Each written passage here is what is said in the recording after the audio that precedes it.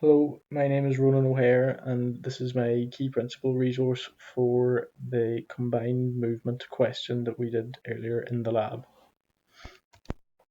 So just before I get into it, I'm going to show you a video of the small model I made to kind of help visualize the what is actually happening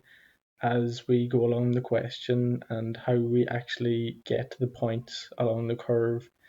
And then I'm just going to show you a picture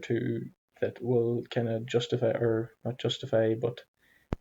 show just how the points are mapped onto the page.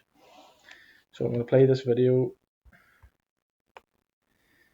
So here we can see that 1 is mapped up with 1 from the question. And as I turn it on to 2 and straighten it up,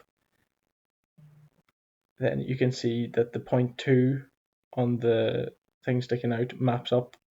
and it just carries on. So each time you move a point on the circumference, it moves in then as well to map onto the point on the curve, and this carries on for each and every point along that curve.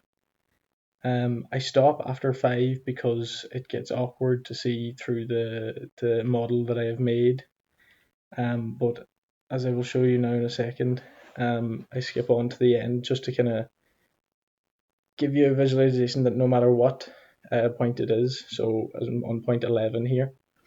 and I'm pointing towards where point 11 is, and as I move the model away, 11 is actually mapped on underneath it. So to give you another kind of view of what that actually looks like, so you can see that I have point 3 mapped out on my model, and it is on point 3 along,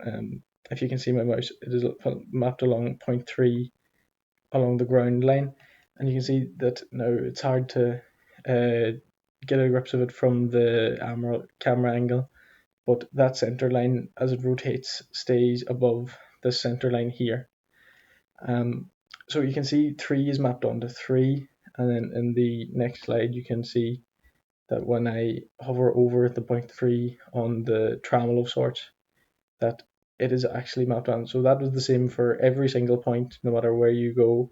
even if it's 0.7 and 7 over here, like it will always map up the whole way around, and as you've seen in the video, to finish for the full 360 degrees. Thank you.